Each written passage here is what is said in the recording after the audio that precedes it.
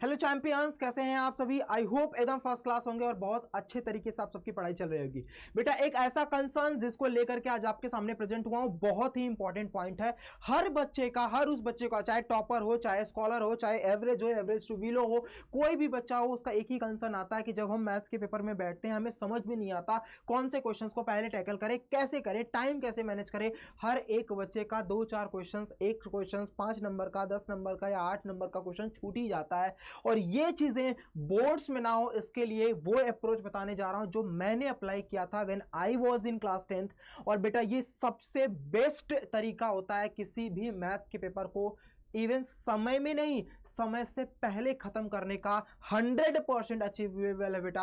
और ये भी नहीं कि सिर्फ खत्म करो, आप दोबारा उसको रिवाइज भी कर सकते हो, देख भी सकते हो कि आपने गलती की है कि नहीं। जी हाँ बच्चा, एक ऐसी अप्रोच जो आज मैं आपको सिखाऊंगा कि आप अपने मैथ्स के पेपर को, चाहे आपका मैथ स्टैंडर्ड है, बेसिक्स है, आप कैसे टैकल करो, कैसे उसको सॉल्व करो एग्जाम में विद इन 5 मिनट्स के अंदर अंदर। वो तरीका बताऊंगा बच्चा कि 3 घंटे से पहले पहले आप अपने पेपर को खत्म करके बैठ जाओगे और इवन खत्म करोगे नहीं, दोबारा उसको रिसर्च मतलब चेक भी कर लोगे कि आपने गलती की है कि नहीं, ये पता चल जाएगा बेटा। डेफिनेटली ये वर्क करेगा, ये गारंटी देता हूं। अभी भी 1 महीना अगर बिलीव नहीं है तो आप सैंपल पेपर के थ्रू इस कॉन्सेप्ट को, जो मैं आपको जो रूटीन बताने जा रहा हूं, जो प्लान बताने जा रहा हूं, इसको यूज करके देखना। I guarantee you my champs, इसका ड्रास्टिकली इंप्रूवमेंट आपके अंदर दिखाई देगा। क्या करना है ध्यान से सुनिए। सबसे 3 स्टेप्स में मैं आपको बताऊंगा बच्चा, 3 स्टेप्स बताऊंगा किसी भी पेपर, मैथ्स के पेपर को टैकल करने का तरीका। आपको हर जगह ये बताया जा रहा है, आपको हर जगह ये बताया गया होगा कि देखो भाई, पेपर्स को जो भी आप अटेम्प्ट करोगे ना, तो पेपर को अटेम्प्ट करते वक्त आप सीरियल से अटेम्प्ट करो। बेटा ये डिफाइन करते हैं अदर सब्जेक्ट्स में। मैथ्स में आपका 100% सही होना चाहिए। सेक्शन सी डी बी ए जो अटेम्प्ट कर रहे हैं उसका नाम प्रॉपर होना चाहिए। आपने प्रॉपर तरीके से एकदम डिसिप्लिन वे में लिखा है क्वेश्चंस कौन से सेक्शन से, उसका नाम लिखा है, क्वेश्चन नंबर पुट किया है। तो बेटा आप कहीं पर भी लिखो, आपको 100% मार्क्स मिलेंगे बच्चा। आप मैथ्स में ये रूल कभी मत अप्लाई करना, वरना हमेशा आप ये देखोगे कि आप टाइम से पहले पहले ना तो खत्म कर पाते हो और क्वेश्चंस भी आपको छूट जाते हैं। तो पहली चीज कि ये माइंड से निकाल दो कि सारे जो टीचर्स है, जो भी लोग आपको बोलते हैं कि सीरियल वाइज में करो तो ही आपको मार्क्स मिलेंगे, ऐसा कुछ भी नहीं है। मैंने अटेम्प्ट किया था बेटा, मैं आपको बता रहा हूं, और मेरे डेफिनेटली मार्क्स इंक्रीज हुए थे। तो आपको बताना 3 स्टेप। सबसे पहले आप ऑफकोर्स जो सब लोग करते हैं एमसीक्यूज को सॉल्व करते हैं, यानी जो 20 क्वेश्चंस को सबसे पहले उस पर धावा बोलना है। रीजन है बच्चा इसके पीछे का, इन एमसीक्यूज में अब 2 तरीके से तुम टैकल करोगे। पहला तरीका, जितने क्वेश्चंस आ रहे हैं सेक्शंस वाइज नाम दे दे करके बच्चा उन सेक्शन वाइज को अटेम्प्ट करने के बाद आप क्या करोगे। ऐसे सपोज कर लो आपको पता चला कि 18 समथिंग नहीं आ रहा है, या 15 नहीं आया क्वेश्चंस में, या 16 क्वेश्चंस में नहीं आया, तो बेटा ऊपर तो आपने लिख दिया है कि सेक्शन ये ए है। सेक्शन ए अटेम्प्ट करने के बाद आपको सपोज कर लो 18, 15 और 16 ये क्वेश्चंस नहीं आए, कोई बात नहीं, स्किप करो, छोड़ दो।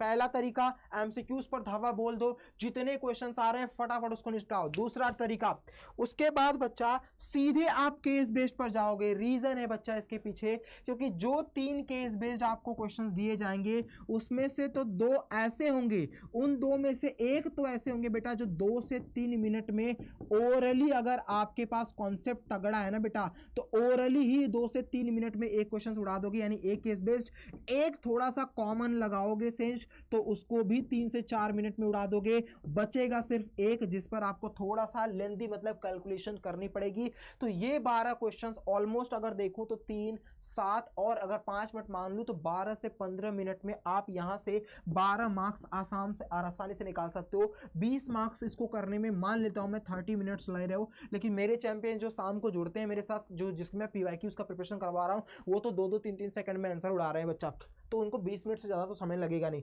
फिर भी मैं आपको 30 मिनट्स ले लेता हूं, यहां पर 12 मिनट्स, 15-15 मिनट, यहाँ 45 मिनट्स में आपके ऑलरेडी बेटा 20 मार्क्स से ये 32 के अटेम्प्ट हो जाएंगे। एंड देन उसके बाद आप सेक्शन बी पर जाओगे, फिर सेक्शन सी पर, फिर सेक्शन डी पर। लोग ये कहते हैं कि सबसे बड़े वाले क्वेश्चंस को पहले अटेम्प्ट करो, मैं ये कहता हूं कि सीरियल वाइज में आप जाओ बेटा। देखना, मैं आपको दावा करता हूं 2.5 घंटे के अंदर अंदर आपका पेपर खत्म हो जाएगा, और बढ़ा भी तो 240 या 245 मिनट्स के अंदर अंदर आप इस क्वेश्चनों को अटेम्प्ट कर लोगे।